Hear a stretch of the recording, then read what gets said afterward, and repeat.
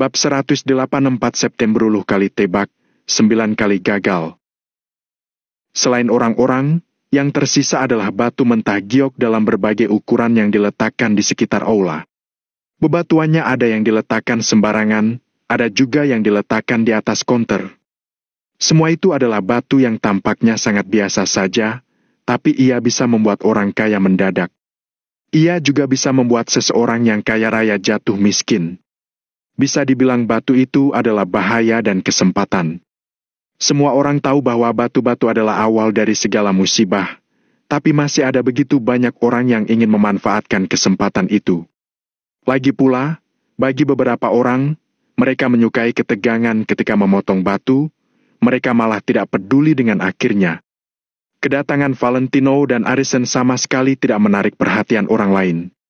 Kini, sebagian besar orang sedang mengelilingi batu yang ada di dekat mereka sembari mengamati dengan saksama. Pada judi batu, tidak ada orang yang bisa menduga isinya dengan benar, tapi ada beberapa pecinta judi batu yang berpengalaman bisa menganalisis batu mentah giok dari penampilan luarnya. Tuan, di sini tidak hanya ada batu mentah giok milik penyelenggara sendiri, tapi masih ada konter milik pecinta judi batu. Mereka ingin menjual batu mentah milik mereka sendiri. Coba lihat konter di dua sisi aula. Kebanyakan batu itu milik pribadi dan boleh langsung melakukan transaksi, lalu pergi ke sana untuk dipotong secara gratis. Hari ini Addison bisa dibilang merupakan pemandu Valentino. Dia terus menjelaskan situasi di depan mata pada Valentino dengan rinci.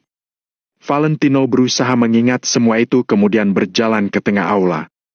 Banyak orang yang memegang senter terang dan menyinari batu yang ada di hadapan mereka. Melihat hal itu, Valentino hanya menggeleng pelan. Sebenarnya memakai senter sama sekali tidak ada gunanya. Kalau memang bisa dilihat dengan bantuan senter, mana mungkin kalian bisa mendapat giliran? Kecuali ada yang bisa melihat tembus pandang. Kalau tidak akan ada yang bisa memastikan harga isi batu tersebut. Karena itulah lahirnya kata judi dalam judi batu. Sambil mendengar suara orang tawar-menawar, Valentino malah memaku pandangannya di tempat pemotongan batu. Dia lebih tertarik pada pemotongan batu. Tuan Valentino, ini kebetulan ada yang mau memotong batu, ayo kita lihat. Addison juga tampak bersemangat. Valentino mengangguk, lalu mereka berdua segera berjalan ke arah tempat pemotongan batu. Pada saat ini, ada banyak orang dari berbagai kalangan sedang mengelilingi tempat pemotongan batu. Semuanya sedang berusaha mengulurkan lehernya untuk menyaksikan kejadian itu. Suasananya menjadi sangat tegang dan penuh antisipasi. Di bawah alat pemotongan, ada sebuah batu berukuran kepalan tangan. Penampilan luar batu mentah giok tersebut termasuk lumayan bagus. Di sisinya ada lumut, sedangkan di depan ada sebuah garis hijau. Batu ini dibeli Pak Ferdinand seharga 3,2 miliar. Bagaimana menurut kalian? Tanya seorang pemuda dengan suara kecil. Esti, kecilkan suaramu.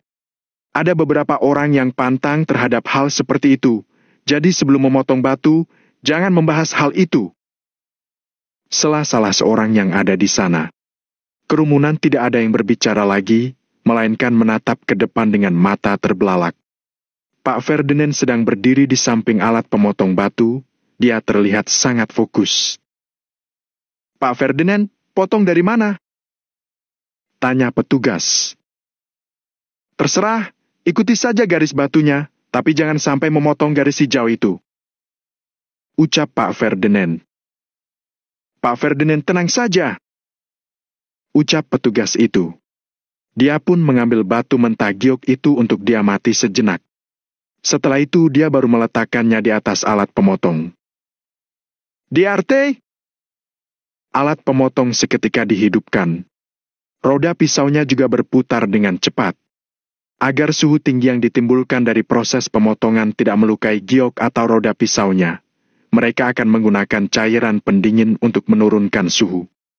Ketika roda pisau mendekati batu mentah giok itu, semua orang yang ada di sana sontak menahan napas mereka sambil menyaksikan dalam diam.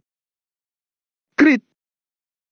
Sebuah suara pemotongan yang menusuk telinga pun terdengar.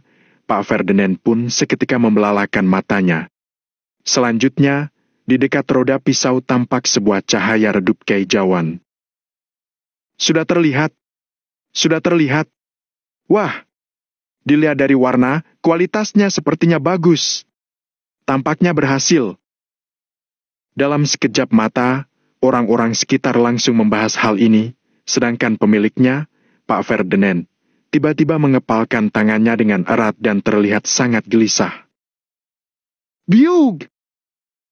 Pisaunya memotong perlahan hingga batu mentah giok itu terbelah menjadi dua bagian. Semuanya kembali memakukan pandangan mereka, tapi pada saat ini mereka tiba-tiba senyap. Gagal. Valentino menggeleng pelan. Orang-orang di sekitar juga ikut menghela napas sambil menggeleng begitu melihat isinya. Pak Ferdinand bagaikan tersambar petir di siang bolong. Sekujur tubuhnya gemetaran karena mendapat pukulan besar. Di dalam batu mentah giok itu ada sedikit warna hijau yang terlihat mengapung di permukaan, artinya gioknya sangat tipis. Setelah satu lapisan giok itu, yang tersisa di dalam batu mentah giok hanyalah bebatuan biasa yang berwarna putih keabuan. Satu belahan dari pisau itu bagaikan surga dan neraka, sedangkan yang ini telah mengantar Pak Ferdinand pergi ke neraka. Tidak mungkin. Aku sangat yakin di dalam batu itu pasti ada giok berharga. Gumam Pak Ferdinand dengan suara bergetar sembari memegang sebelah bongkahan batu mentah giok tersebut. Valentino menggelengkan kepalanya lalu pergi ke sebelah. Pada judi batu ini, meski ada pemain yang terjun di bidang ini selama 30 tahun lebih pun tidak berani mengucapkan kata sangat yakin. Hanya saja batu mentah giok milik Pak Ferdinand memang kelihatannya lumayan bagus. Makanya banyak yang berharap pada batu tersebut, termasuk Pak Ferdinand sendiri. Kini isi batu itu ternyata sangat mengecewakan, tentu saja mereka sulit menerimanya. Pak Ferdinand, Anda boleh menyimpan batunya atau membuangnya. Ucap pegawai itu dengan ringan. Baginya, hal seperti ini sangat sering dijumpai. Dalam satu malam, dia bisa memotong ratusan batu mentah giok dan batu yang memiliki isi yang berharga sangatlah sedikit.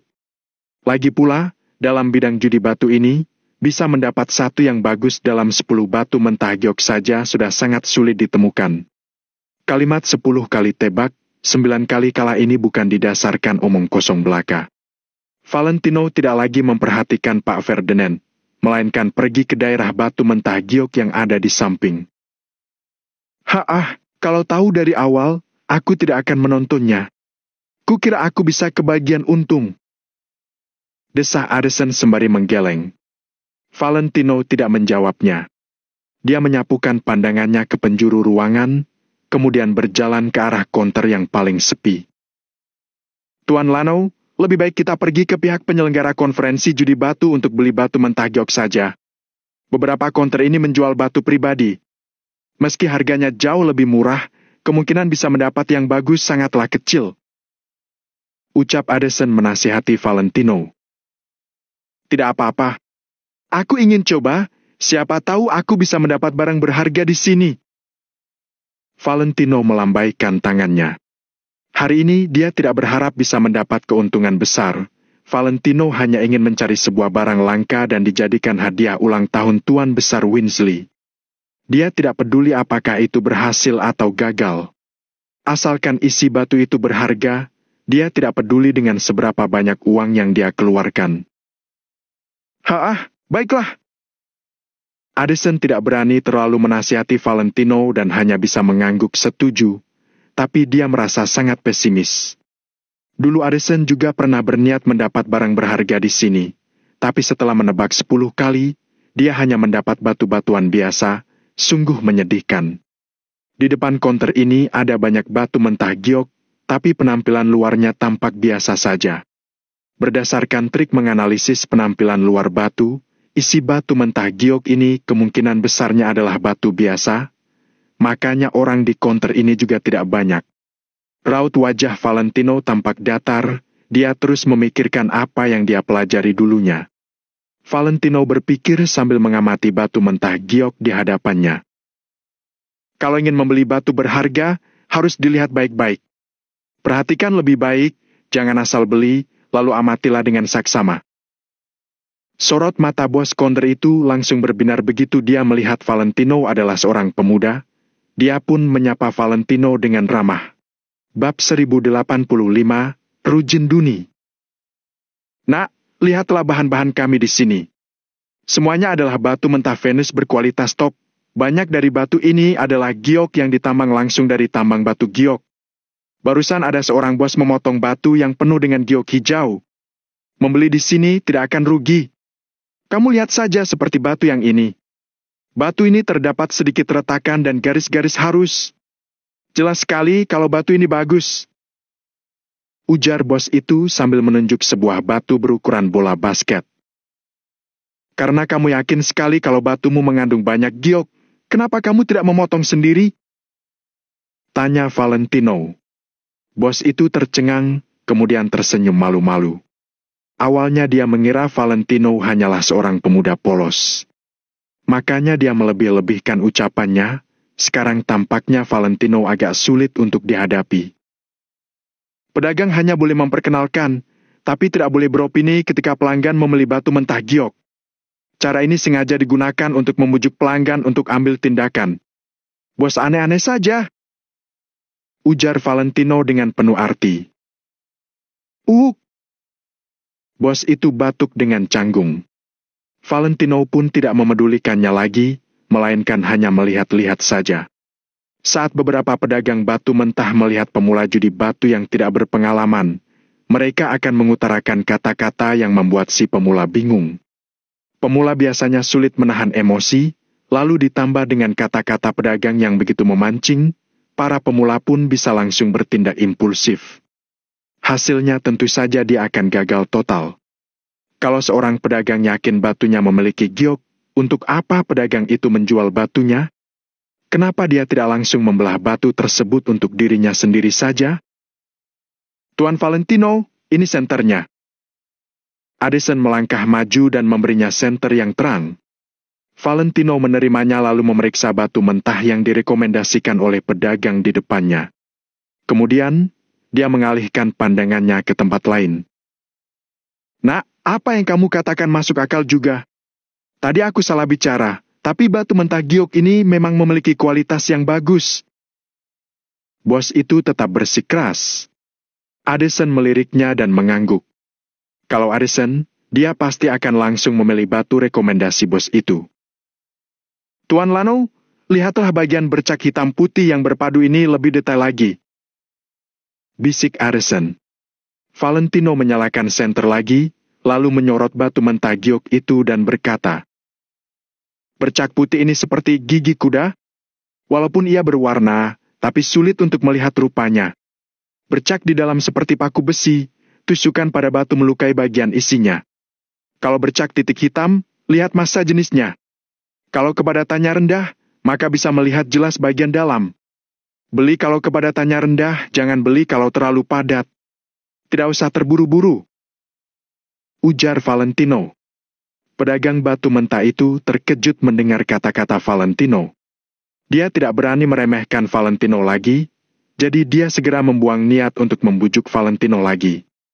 Pemuda ini tidak sederhana. Addison juga membelalakan matanya. Dia tak menyangka pengalaman judi batu Valentino ternyata sangat banyak. Bagus, bagus. Ini bagus. Aduh, warna ini, area ini, aku akan membayar 6 miliar.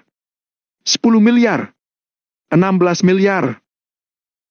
Tiba-tiba terdengar suara mesin pemotong batu yang langsung menarik perhatian ribuan pasang mata.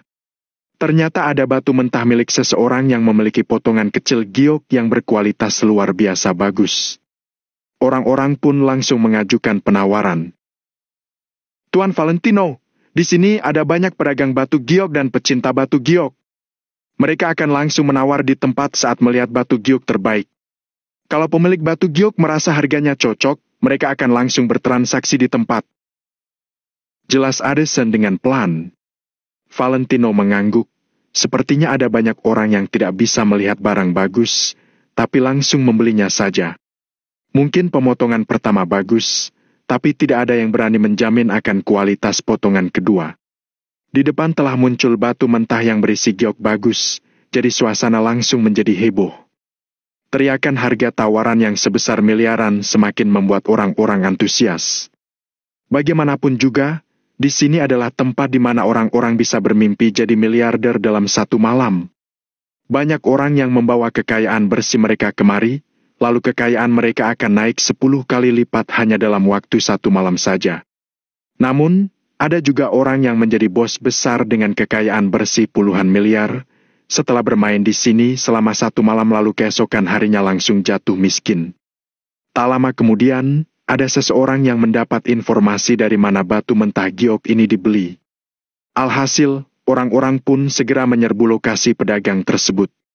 Tepat pada saat ini, pedagang tersebut juga menyesal. Bahan yang dijual seharga 4 miliar itu bernilai lebih dari puluhan miliar hanya dalam sekejap mata. Aku barusan sudah bilang kalau batu itu pasti akan keluar gelap. Rugi sudah. Pedagang tersebut tiada hentinya mengeluh. Tapi apa dah? Tempat ini adalah tempat bertransaksi, mau menyesal juga tidak bisa. Tidak ada seorang pun yang berani membuat keributan di sini. Valentino dan Aresen juga pergi ke lokasi pedagang itu. Tiba-tiba, Valentino mengalihkan pandangannya lalu bertatapan dengan seorang pria muda yang memiliki ekspresi garang.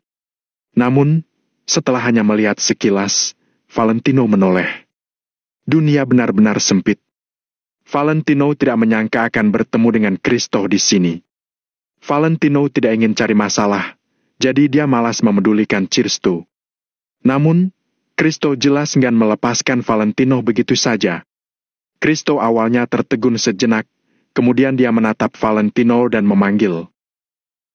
Lano? Valentino mengernyit. Salah satu aturan yang tak terucapkan di sini adalah orang mengenakan masker berarti mereka tidak ingin dikenali orang lain. Oleh karena itu, tak peduli seberapa baik hubungan seseorang dengan yang lainnya, ketika melihat seseorang memakai masker, maka yang lainnya akan pura-pura saling tidak mengenal. Namun, Kristo sengaja menyebut nama Valentino. Hal ini membuat Valentino sedikit kesal. Kristo berseru memanggil Valentino, kemudian langsung menghampirinya. Kamu datang kemari untuk bermain judi batu? Kamu baru tahu judi batu berapa hari? Kristo terlihat sangat meremehkan Valentino. Dia bergumam. Apa kamu benar-benar mengira dengan adanya Aresen mendukungmu, kamu langsung bisa berjalan bebas di kota makmur? Naif sekali! Valentino hanya mengernyit dan tidak menanggapi Kristo. Hari ini dia datang ke sini hanya untuk mencari bahan batu yang bagus, bukan untuk ribut dengan Kristo. Aresen juga menghampiri Kristo lalu bertanya, "Kenapa? Sepertinya Tuan Muda Kristo sedang kesal padaku?" Mata Kristo bersinar, dia tidak menyangka Aresen juga sedang bersama Valentino. Namun, setelah Kristo ragu-ragu sejenak, dia tetap berkata, "Bukan kesal. Hanya saja, aku sangat mementingkan soal balas budi dan balas dendam. Temannya temanku adalah temanku juga, musuhnya temanku tentu saja musuhku juga. Apakah keluarga Limendo ingin menjadi musuhku?" Aresen menyipitkan matanya. "Aresen, dari mana nyalimu itu? Beraninya kamu berbicara begitu kepada 4 keluarga kecil?" Pada saat ini, terdengar suara lain seseorang yang datang dari samping dengan nada bicara yang sangat tajam.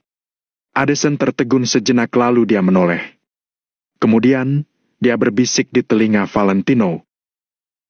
"Tuan Valentino, itu Rujin Duni, tuan muda keluarga Duni dari 4 keluarga kecil. Dia agak sulit dihadapi." Valentino mengangguk dan menatap orang yang sedang berjalan ke arahnya. Kristo mendengus pada Valentino dan Aresen, kemudian dia menyambut Rujin. Rujin mengenakan setelan jas yang tampak pas sekali di tubuhnya. Saat ini, dia sedang menatap Aresen dengan alis yang berkerut. Adapun Valentino, Rujin sama sekali tidak meliriknya, seolah-olah Valentino tidak ada. Bab 186 Januarigan meremehkanku. "Tuan Muda Rujin!" Ketika Rujin datang, banyak orang segera menyapanya. Bagaimanapun juga, reputasi 4 keluarga kecil kota makmur sangat diakui oleh masyarakat. Selain 3 keluarga besar, kekuasaan 4 keluarga kecil adalah yang paling kuat. Rujin berjalan menghampiri Valentino dan Addison lalu berkata dengan datar. Ada 4 keluarga kecil di dunia bisnis kota makmur. Lalu, di atas 4 keluarga kecil ada 3 keluarga besar. Kapan orang luar boleh bersikap arogan? Meskipun nadanya datar, kesombongan yang tersirat di dalamnya membuat orang yang mendengarnya tidak nyaman. Ada banyak orang di konferensi judi batu dan lumayan banyak yang datang dari luar daerah. Jadi mereka merasa agak kesal dengan perkataan Rujin, tapi tidak ada yang berani mengungkapkannya. Addison sudah membuka mulutnya, tapi pada akhirnya dia memilih untuk diam karena pangkatnya lebih rendah daripada Rujin. Addison berani melawan Kristo, tapi dia hanya bisa memilih bersabar saat menghadapi Rujin. Kota makmur adalah tempat yang penting di mana jadi orang itu harus bersikap tahu diri. Apa kamu bahkan tidak paham pengetahuan umum yang paling dasar ini? Rujin mengeluarkan sapu tangannya lalu menyeka telapak tangannya. Dia terlihat arogan, selain itu nada bicaranya terdengar datar dan menghina. Tak disangka, Valentino malah menyipitkan matanya dan menjawab dengan datar. Kapan aku bersikap tidak tahu diri? Jangan meremehkanku. Kota makmur memang luas, tapi apa kamu berkemampuan? Rujin mengangkat alisnya sedikit dan melirik Valentino. Kamu lihat saja. Jawab Valentino. Orang-orang di sekitar sangat terkejut. Siapa pemuda ini? Beraninya dia berbicara seperti itu pada Rujin? Tampaknya pemuda itu memiliki hubungan yang baik dengan Addison. Namun, Addison saja tidak berani menantang Rujin. Bagaimana pemuda itu bisa seberani ini? Baiklah. Rujin mencibir dan berkata, Aku akan memperhatikanmu. Awalnya, Kristo sudah mengajak Rujin untuk sama-sama melawan Addison, tapi Rujin bimbang. Akan tetapi, melihat Valentino yang sangat arogan, Rujin merasa dia perlu memberi Addison pelajaran. Kalau tidak, bahkan anak buah Addison pun pasti akan berani menantang Rujin. Kristo mendengus, lalu berkata, Tuan muda Rujin, jangan membuang waktumu dengannya lagi. Hari ini kita masih ada pekerjaan, kan? Rujin menatap Valentino lekat-lekat, lalu dia berbalik dan pergi ke area batu mentah giok. Orang-orang menatap Valentino dengan simpatik, setelah itu mereka bubar. Addison dan pemuda bernama Lano itu sudah menyinggung keluarga Limindo dan keluarga Duni. Nanti pasti akan terjadi sesuatu yang buruk pada mereka. Tuan Valentino, keluarga Duni jauh lebih kuat dari keluarga Limindo. Bisik Addison. Aku tidak bermaksud memecahkan kekuatan kota makmur, tapi mereka yang memaksaku bertindak. Jadi, aku tidak keberatan untuk membuat sedikit onar. Ujar Valentino dengan tenang sambil berjalan ke area batu mentah giok. Potongan batu mentah giok yang tadi dipotong dibeli dari sini. Jadi, saat ini banyak orang ingin datang kemari untuk mencoba keberuntungan mereka. Saat ini, Kristo dan Rujin tidak punya waktu untuk berbicara dengan Valentino. Mereka berdua mengamati batu-batu mentah giok di depan mereka dengan hati-hati. Ada seorang wanita berpakaian hitam di tengah kerumunan. Meskipun seluruh tubuhnya terbungkus rapat, sulit untuk menyembunyikan sosok anggunnya. Wanita itu berambut panjang dan mengenakan cadar hitam yang menutupi sebagian besar wajahnya. Matanya sejernih mata air, sangat cerah. Pada saat ini, wanita itu sedang menatap punggung Valentino. Dia sepertinya sedang berpikir, tapi kemudian dia mengalihkan pandangannya. Valentino sedang menatap batu mentah giok sambil mengernyit, lalu dia tiba-tiba menoleh ke belakang. Akan tetapi, tidak ada orang di belakang. Apa ilusiku saja? Valentino mengernyit, lalu dia lanjut melihat batu mentah giok di depan. Tuan muda Rujin! Batu ini pasti bagus. Kristo menunjuk sebuah batu mentah giok yang seukuran bola basket. Terdapat celah kecil di batu mentah giok tersebut, celah yang memperlihatkan warna hijau giok. Banyak orang tertarik dengan batu mentah giok ini, tapi mereka tidak berani berebutan dengan Rujin. Addison terkejut, kemudian berkata, Dengan kualitas ini, ada kemungkinan besar batu ini memiliki giok di dalamnya asalkan harga tidak keterlaluan tinggi. Valentino juga melirik batu tersebut, tapi dia langsung menggelengkan kepalanya setelah melihatnya. Membuka batu mentah giok yang sudah memiliki celah jauh lebih susah dan memakan waktu. Kalau memang ada barang bagus di dalam, kenapa harus disembunyikan seperti itu? Valentino tertawa pelan. Tentu saja, itu tidak menutup kemungkinan memang ada barang bagus di dalamnya. Namun, semakin kamu merasa batu tersebut mungkin memiliki giok, semakin besar peluangnya kalau mungkin batu tersebut tidak memiliki giok. Hanya karena batu seperti ini, harganya bisa melambung tinggi. Akan tetapi, nanti saat dipotong, sekalipun ada giok kecil, ia mungkin tidak sebanding dengan harga beli. Maka itu, batu yang memiliki celah seperti itu biasanya digunakan para pedagang batu mentah giok untuk membuat orang-orang bingung. Rujin pura-pura memeriksanya, lalu langsung menanyakan harganya. Pedagang itu tidak basa-basi, dia langsung memberi harga sebesar 46 miliar. Rujin bahkan tidak mencoba untuk tawar-menawar, dia langsung membeli batu mentah itu dengan arogan. Banyak orang mengikuti Rujin karena mereka ingin melihat apakah terdapat barang bagus dalam batu itu atau tidak. Rujin sangat menikmati perasaan ini. Proses inilah yang dia perlukan. Valentino mengalihkan pandangannya, kemudian lanjut mengelus dan melihat-lihat batu-batu di area batu mentah giok. Tiba-tiba, mata Valentino tertarik pada sesuatu. Dia melihat ke sebuah batu mentah giok yang seukuran kepalan tangan. Permukaan batu itu tampak abu-abu dan batu itu terletak di sudut yang tak terjangkau oleh pandangan orang. Valentino mengambilnya lalu memperhatikannya. Beratnya termasuk normal, kulitnya tidak padat dan ia memiliki beberapa retakan. Namun, itu hanya retak kecil, sama sekali tidak terbuka lebar. Selain itu, tidak ada bercak, juga tidak ada warna hijau yang muncul. Namun, setelah Valentino melihat lebih saksama, dia malah menemukan ada garis berwarna hijau. Saat dia menyalakan senternya, garis hijau itu menghilang lagi. Lebih baik beli yang permukaannya tampak biasa saja, tapi ada tanda-tanda barang bagus, daripada membeli barang dengan permukaan indah, tapi tidak ada tanda-tanda barang bagus, ujar Valentino dalam hati. Lalu, dia memeriksa batu itu berulang-ulang. Akhirnya, Valentino sudah membuat keputusan.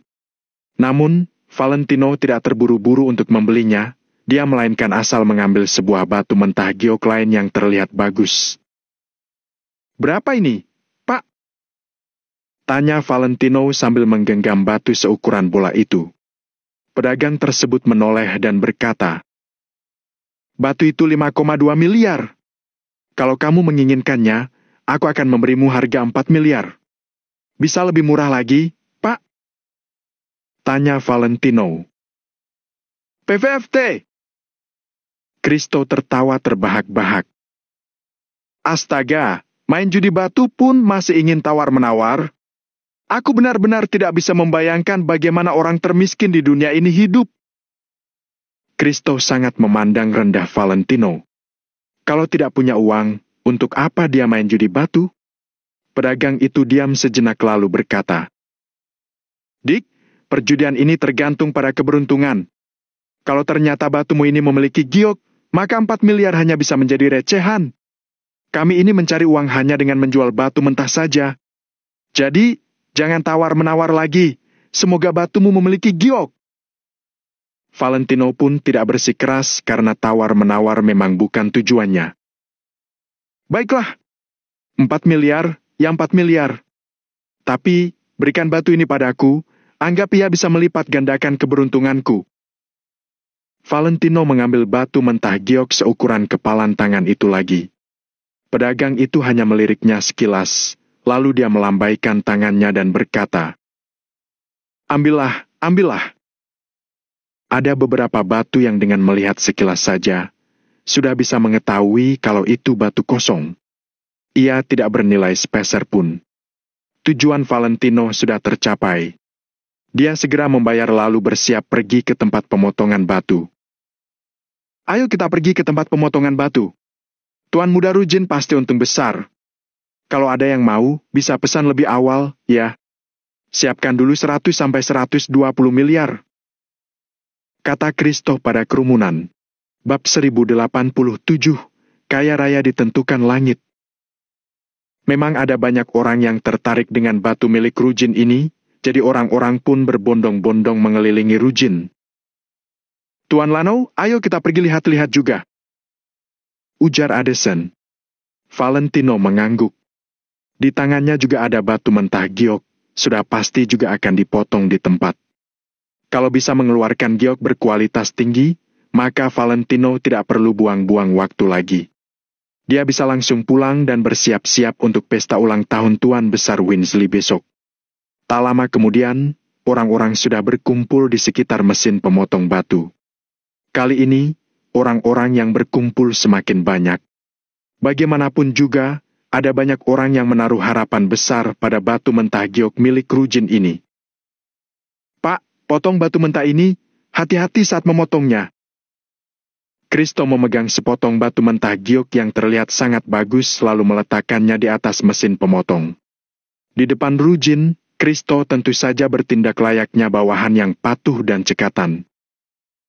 Ternyata benar mereka orang bodoh. Valentino mencibir dan menggelengkan kepalanya secara perlahan. Tuan Lanau, benar kata Anda? Dulu aku tidak sadar, sekarang akhirnya sadar. Addison juga merasa sedikit konyol. Di tempat semacam ini, yang paling tidak boleh disinggung adalah ahli pemotong batu. Mereka semua sangat berpengalaman dan teknik pemotongan batu mereka sangat profesional. Sebuah batu mentah giok itu bagus atau tidak tergantung pada tangan mereka. Selain itu, giok yang ada dalam batu mentah giok dipotong dari sudut yang berbeda, yang terlihat juga akan berbeda. Ahli pemotong batu yang berpengalaman akan memotong batu dari sudut yang tepat. Tak peduli apakah giok tersebut banyak atau sedikit, ahli pemotong batu akan tetap memotong sisi batu yang terlihat banyak kandungan gioknya. Dalam keadaan seperti itu, batu mentah giok tentu saja akan menjadi sangat berharga. Sebelum dipotong lagi, pasti sudah ada banyak orang yang menawar harga. Oleh karena itu, ahli pemotong batu tidak boleh disinggung. Kristo jelas tidak paham soal ini. Ahli pemotong batu sedikit mengernyit mendengar kata-kata Kristo. Namun, dia tidak berkata apa-apa, hanya bersiap-siap untuk memulai pemotongan. Hati-hati potongnya, kalau sampai gioknya rusak, bayar dengan nyawamu. Kristo menambahkan lagi. Kali ini, ahli pemotong batu benar-benar hilang kesabaran. Dia segera mematikan mesin pemotong batu dan berkata, kalau bos tidak percaya padaku, kenapa bos tidak potong sendiri saja? Satu kalimat itu langsung membuat Kristo terdiam. Kemudian seorang staf datang dengan cepat dan berkata dengan sopan. Tuan Muda Rujin, Tuan Muda Kristo, layanan pemotongan batu di tempat judi batu kami disediakan secara gratis. Tapi tidak peduli bagaimanapun hasil pemotongannya, tempat kami tidak akan bertanggung jawab. Kalau kedua tuan muda ini khawatir, kalian bisa mencari tempat pemotongan batu yang lebih profesional untuk memotong batu Anda. Beberapa patah kata yang tidak angkuh juga tidak rendah hati itu langsung menghentikan perdebatan itu. Raut wajah Rujin agak masam, tapi dia tetap berkata, potong saja. Di seluruh kota makmur, ahli pemotong batu di tempat judi batu ini sudah pasti paling profesional. Mereka mau mencari di mana yang lebih profesional? Staf mengedipkan mata kepada ahli pemotong batu. Kemudian, ahli pemotong batu menyalakan kembali mesinnya dan mengarahkan cairan pendingin ke potongan batu mentah giok tersebut. Wash! Setelah menemukan titik potong yang tepat, bilah mesin pun mulai memotong batu itu. Suara keras pisau dan batu bertabrakan terdengar. Batu mentah giok seukuran bola basket itu pun pelan-pelan terpotong. Wah! Ahli pemotong batu tertegun sejenak, lalu berhenti memotong, kemudian mengangkat bilah pemotongnya. Semua orang segera mencondongkan tubuh dan melihat warna hijau di area batu yang sudah dipotong. Ayolah, harus untung. Batu ini sepertinya adalah batu terbaik hari ini. Wah! Potong lagi! Potong lagi! Banyak orang yang mulai tergoda untuk membeli batu itu. Bahkan ada yang ingin langsung membelinya sekarang juga. Akan tetapi, teringat akan harga yang dibayar Rujin untuk sepotong batu mentah giok ini, orang-orang ini memutuskan untuk mengamati lebih lanjut dulu. "Terus potong," ujar Rujin dengan nada serius. Ahli pemotong batu lumayan profesional, dia mencari sudut baru kemudian memotongnya lagi. Kecepatan bilah pemotong sangat lambat. Seluruh ruangan hanya terdengar suara bilah pemotong yang bergesekan dengan batu. Kali ini, ahli pemotong batu menekan pisau pemotong sambil memperhatikan batu itu dengan saksama. Akhirnya, batu mentah giok tersebut pun terbagi dua. Batu mentah giok itu terbelah memperlihatkan bagian dalamnya. "Wah, warna ini giok berkualitas tinggi. Bisa dianggap sebagai kualitas terbaik, sudah untung." Di tengah batu mentah giok itu, ada sepotong hijau cerah seukuran kepalan tangan. Warnanya merata, terlihat cerah dan jernih seperti mata air yang jernih. Meskipun saat ini yang terlihat hanya area seukuran kepalan tangan, tidak ada yang bisa menjamin berapa banyak batu giok yang masih tertanam dalam batu mentah giok tersebut. Orang awam melihat warna, ahli melihat jenisnya. Dilihat dari warnanya saja, batu giok ini tidaklah murah. Valentino mengangguk pelan. Addison pun terlihat menyesal. Sebelumnya dia juga menginginkan batu ini. "Tuan Muda Rujin, aku bayar 70 miliar, aku mau batu ini. Hanya dengan 70 miliar saja kamu mau mendapatkan batu ini? Warna seperti ini sangat langka, aku bayar 80 miliar. Rujin mengeluarkan 40 miliar untuk membeli batu mentah giok ini, sekarang sudah naik 2 kali lipat dalam sekejap. Bahkan seorang pemuda kaya seperti Rujin saja, juga merasa sedikit tergoda. "Tuan Muda Rujin, jangan dengarkan godaan mereka, ayo terus potong. Kalau potongan berikutnya tetap bagus, batu ini bisa kita jual seharga 120 miliar dengan mudah." Kristo membujuk Rujin. Valentino merasa konyol melihat tingkah laku Kristo yang begitu percaya diri. Tabu terbesar di judi batu adalah memberi nasihat kepada orang lain. Bagaimanapun juga, ini adalah masalah takdir. Rujin sedikit ragu, sementara Kristo terus membujuk. "Tuan Muda Rujin, semakin berani seseorang, semakin besar gioknya. Lanjut potong," ujar Kristo. "Baiklah, potong sekali lagi," ujar Rujin sambil menggertakkan giginya. Dalam judi batu, satu potongan bisa memutuskan miskin atau kaya. Sekarang bahan ini bernilai 80 miliar. Kalau potongan pisau berikutnya menunjukkan giok ini bagus lagi, maka 120 miliar akan didapatkan Rujin dengan mudah. Ahli pemotong batu mengangguk. Kemudian dia mencari titik sudut yang tepat dan kembali memotong. Jantung Rujin seketika terasa seperti diremas. Saat permukaan batu yang dipotong perlahan terbuka, wajah Kristo langsung menjadi pucat pasi. Rujin, di sisi lain, tiba-tiba mengepalkan telapak tangannya dengan amarah membara di matanya. Begitu permukaan batu selesai dipotong, hanya ada sedikit warna hijau di dalamnya dan sisanya putih semua. Bahan batu yang awalnya bernilai puluhan miliar langsung jatuh drastis dalam sekejap. Harganya jatuh bukan berarti ahli pemotong batu salah memotong batunya, melainkan karena kandungan giok dalam batu mentah tersebut memang rendah. Sekarang setelah pemotongan kali ini selesai, orang-orang sudah bisa menilai ukuran giok di dalamnya. "Tamat sudah. Barang jelek. Warnanya sangat bagus, tapi untuk ukuran ini, maksimal bisa dijual 16 miliar saja. Untung aku belum beli tadi. Kalau tidak, aku sudah rugi besar." Mereka yang sebelumnya mengajukan penawaran semuanya beruntung, mereka bahkan merasa berterima kasih kepada Kristo. Kalau Kristo tidak membujuk Rujin untuk terus memotong, mereka akan menghabiskan puluhan miliar untuk membeli batu itu, lalu rugi karena keputusan mereka sendiri. "Sialan!" Rujin menarik kerah Kristo dengan wajah penuh amarah. Penderitaan melihat barang yang awalnya bernilai 80 miliar menjadi beberapa miliar saja tidak bisa dilukiskan dengan kata-kata. "Tuan Muda Rujin, aku..." Kristo tampak panik, matanya dipenuhi ketakutan. Persetan denganmu!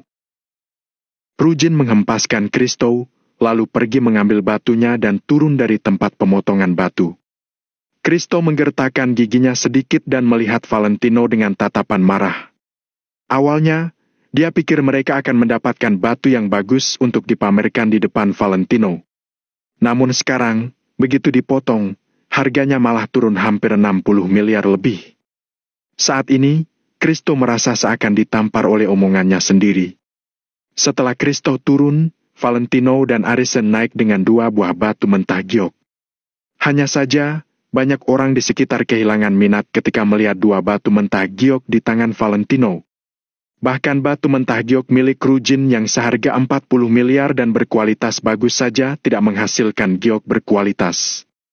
Apalagi 2 bahan batu milik Valentino ini yang tampak sangat jelek, lebih tidak ada harapan lagi.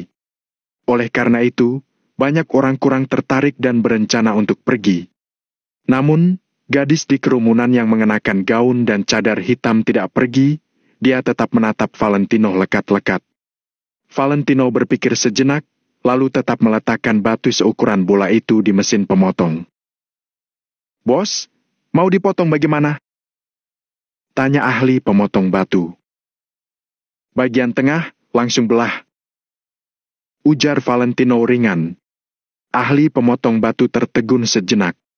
Kalau langsung dibelah, maka 1 potongan ini akan langsung menentukan nasibnya, sama sekali tidak ada kesempatan untuk mundur. Kalau dibelah memang bisa melihat seluruh kandungan giok, tapi juga sangat menentukan nasibnya, sangat jarang ada kesempatan untuk membalikan keadaan.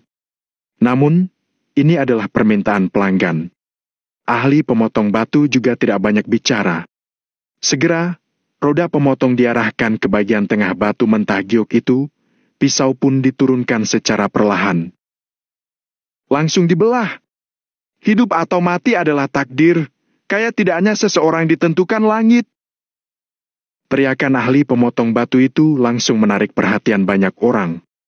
Orang-orang yang awalnya akan pergi juga perlahan-lahan berhenti. Namun, masih ada orang yang tetap pergi dari sini. Aku akan makan kotoran kalau dia bisa mengeluarkan giok kualitas terbaik." Kristo mencibir dan hendak berbalik dan pergi. Wash! Roda pemotong berputar dengan cepat, kemudian terhenti saat memotong bagian tengah batu mentah giok. Krak! Batu mentah giok itu pun terbagi menjadi 2 bagian. Bagian tengah batu itu pun terlihat. Pada saat ini, para penonton tiba-tiba terdiam. Sementara mata ahli pemotong batu itu tiba-tiba melebar, telapak tangannya refleks bergetar. Hijau penuh! Ahli pemotong batu itu bergumam sendiri. Sampai saat ini, para penonton baru bereaksi. Astaga! Hijau penuh! Itu hijau penuh! Astaga! Benar-benar hijau penuh! Sungguhan! Gila! Dia kaya raya! Kaya raya! Para penonton berteriak kaget, sedangkan orang-orang yang sebelumnya sudah pergi seketika tersentak lalu menoleh. Mereka melihat tempat pemotongan batu dengan mata terbelalak. Bab 1088, Peningkatan Tajam. Batu mentah giok itu kini terbelah menjadi 2 dan tergeletak tidak bergerak di tempat pemotongan batu. Meskipun batu ini hanyalah sebuah benda mati, jantung semua orang berdebar-debar karenanya. Permukaan atas batu mentah giok yang terbelah menjadi 2 ini menunjukkan warna hijau giok. Selain itu, warna dan kilauan batu itu merata, sama sekali tidak ada campuran warna lain sedikit pun, terlihat sangat alami. Terlebih lagi, giok yang berada di tengah batu itu berukuran lebih dari setengah permukaan batu. Lapisan batunya sangat tipis, sisanya dipenuhi dengan giok hijau, membuat jantung semua berdebar-bedar. Tidak perlu dipertanyakan lagi, batu mentah giok ini sudah pasti akan terjual sangat mahal. Bukan, harganya pasti meningkat drastis. Harganya mungkin bisa meningkat lebih dari 10 hingga 20 kali lipat. Pada saat ini, semua orang melihat Valentino dengan tatapan yang sangat iri. Bro, jangan potong batu itu lagi. Tidak peduli sebesar apa giok yang terkandung dalam batu itu, aku akan membelinya dengan harga 10 miliar. Giok di dalamnya tidak mungkin hanya sedikit, aku akan beli dengan harga 16 miliar. Kalian buta ya? Ini adalah zamrud dengan jenis serat emas, orang awam hanya melihat warna, sedangkan kami, yang sudah ahli, melihat jenis. Jenis zamrud dengan serat emas ini berada di urutan keempat dalam peringkat giok. Kalian tidak malu menawarnya dengan harga 16 miliar? Seorang pria paruh baya mencibir setelah mendengar harga yang ditawarkan orang-orang itu. Semua orang pun tercengang, kemudian mengambil 2 langkah maju untuk memperhatikan giok yang terkandung dalam batu tersebut. Zamrud melambangkan tingkatan warna giok, sedangkan jenis menunjukkan kualitas giok tersebut. Zamrud merupakan salah satu giok yang sangat langka dan giok jenis serat emas seperti ini juga menandakan kualitas tinggi. Kalau kedua kategori ini ada pada satu giok, maka nilainya tidak terhingga. Selain itu, giok ini berukuran sangat besar. Seorang pria meminta persetujuan Valentino sebelum mengeluarkan senter untuk menyinari bagian dalam giok itu. Setelah pria tersebut menyinari giok itu, barulah semua orang dapat melihat betapa luar biasanya giok ini. Giok ini jelas-jelas terlihat penuh dengan warna hijau, tapi begitu disinari dengan cahaya senter yang kuat, bagian dalam batu giok terlihat ada garis-garis tipis berwarna emas, seolah-olah bagian dalam batu tersebut diisi dengan emas. Serat emas yang tersembunyi di dalam giok tampak seperti naga yang berenang di laut dan terlihat sangat indah. Gila, benar-benar ada jenis serat emas. Adik satu ini benar-benar untung besar. Sebelumnya, berapa harga yang ditawarkan saat seseorang membelah giok jenis serat emas seukuran kepalan tangan? Sepertinya dibeli orang dengan harga 240 miliar. Benar, 240 miliar. Kali ini, ukurannya 2 kali lipat daripada yang sebelumnya. Harganya pasti mencapai 400 miliar, kan? Gila, 400 miliar. Kenapa aku tidak membeli batu ini tadi? Seketika, semua orang heboh. Ada yang takjub, ada yang iri, juga ada yang menyesal. Saat ini, wajah Rujin dan Kristo terlihat sangat masam. Tadi mereka masih beradu mulut dengan Valentino, amarah mereka bahkan masih belum hilang semua. Sekarang, batu yang mereka pilih tidak mengandung giok, Valentino malah untung besar karena berhasil mendapatkan zamrud jenis serat emas ini. Mereka mana mungkin tidak merasa kesal? Awalnya, mereka berdua masih berniat untuk membuat onar di sini, tapi sekarang perhatian semua orang malah tertuju pada Valentino. Setelah terkagum-kagum, Addison mendekati Valentino secara perlahan, lalu berbisik pelan di telinga Valentino. Tuan Lano, sekarang semuanya sudah aman, selama ada zamrud jenis serat emas ini, masalah besok dijamin berhasil. Hanya saja, zamrud jenis serat emas ini hanya peringkat keempat di antara batu giok. Tuan Besar Winsley seharusnya tidak kekurangan giok seperti ini, kan? Kata Valentino dengan suara pelan sambil mengernyit. Ini, Tuan Besar Winsley pasti memiliki zamrud jenis serat emas, tapi sepertinya dia tidak punya yang sebesar ini. Kata Addison dengan nada yang sangat meyakinkan. Giok biasa yang seukuran kepalan tangan saja sudah bisa menghasilkan banyak uang.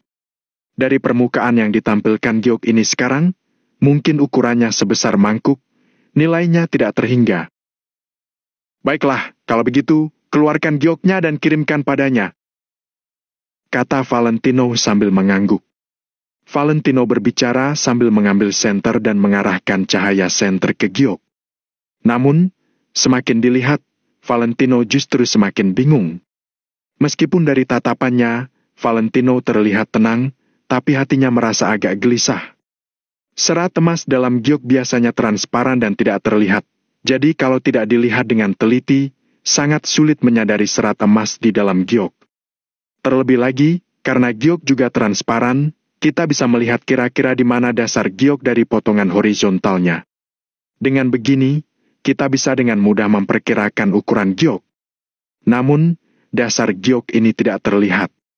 Terlebih lagi, serat emas yang ada di dalamnya membuat Valentino merasa ada yang aneh.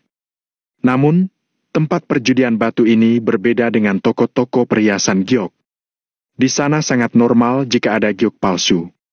Lagi pula, Valentino melihat dengan mata kepalanya sendiri saat batu itu dipotong. Jadi giok ini tidak mungkin palsu. Valentino merenung sambil melihat-lihat apakah ada bekas lem di bagian retakan batu.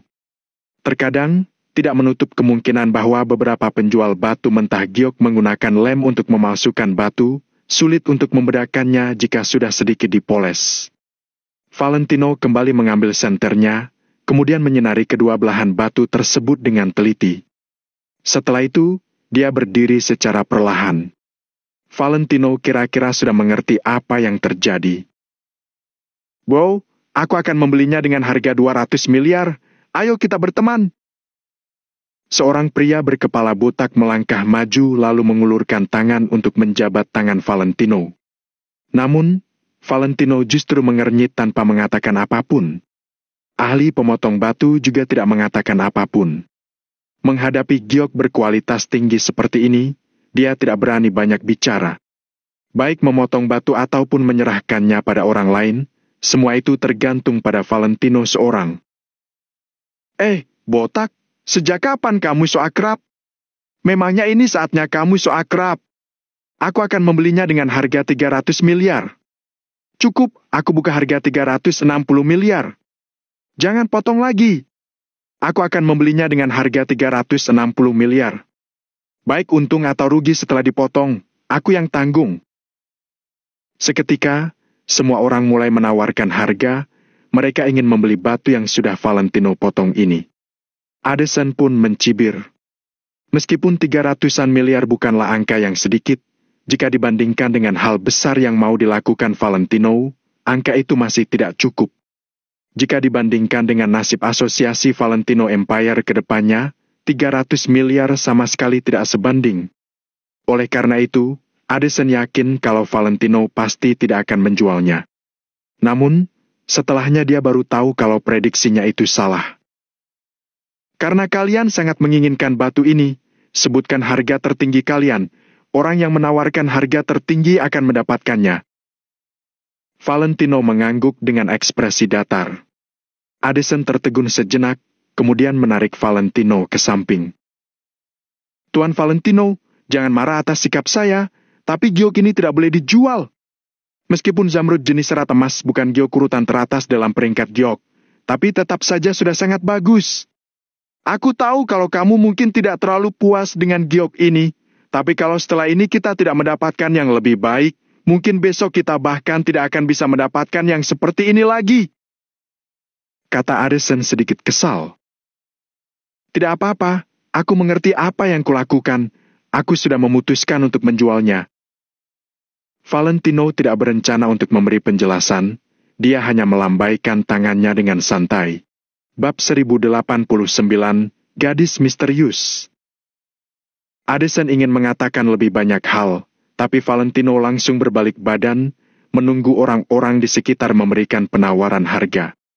Suasana di lapangan sangat ramai, tidak ada satu pun yang menyerah akan zamrud berserat emas yang langka ini. Mereka semua tak terkendali, layaknya penjudi yang bertaruh nyawa. "Tuan muda, kalau kita membeli batu itu dan ketika dibuka terdapat zamrud berserat emas yang besar, maka harganya akan berlipat ganda." Kristo berpikir sejenak, lalu mengatakannya pada Rujin. "Diam!" Rujin menatap Kristo dengan dingin. Kalau bukan karena situasi yang kurang tepat, Rujin berharap bisa memukul Kristo sebanyak 3 kali. "Bukan, Tuan muda, dengarkan aku, tidak penting harganya berapa. Kalau kita bisa membeli batu yang mengeluarkan zamrud berserat emas itu, kita pasti bisa membuat Lano merasa sangat menyesal. Bukankah nanti popularitasnya akan dikalahkan oleh kita?" Kristo membuat analisa yang baik. Sebenarnya, ini adalah bentuk rasa benci Kristo terhadap Valentino di hatinya. Tapi dia sama sekali tidak menyadari bahwa dirinya terlalu baik pada Rujin. Rujin merasa sedikit tersentuh mendengar kata-kata Kristo. Valentino bahkan tidak menghormati dirinya. Hal ini membuat Rujin merasa sangat kesal. Andai saja dia bisa mengalahkan Valentino dalam perjudian batu ini, tentu saja Rujin tidak akan menolaknya. Namun, Rujin masih sedikit ragu mengeluarkan uang ratusan miliar untuk berjudi batu. "Tuan muda, Ayo turun tangan. Kedudukanmu sangat tinggi, begitu kamu memberikan penawaran harga, tidak ada satupun yang punya kesempatan untuk membelinya. Entah berapa banyak uang yang kamu keluarkan, nanti aku akan membuat keluargaku mengeluarkan sepertiganya. Bagaimana menurutmu? Christoph pun sedikit khawatir. Dia rela melakukan segala hal demi dapat menyerang Valentino.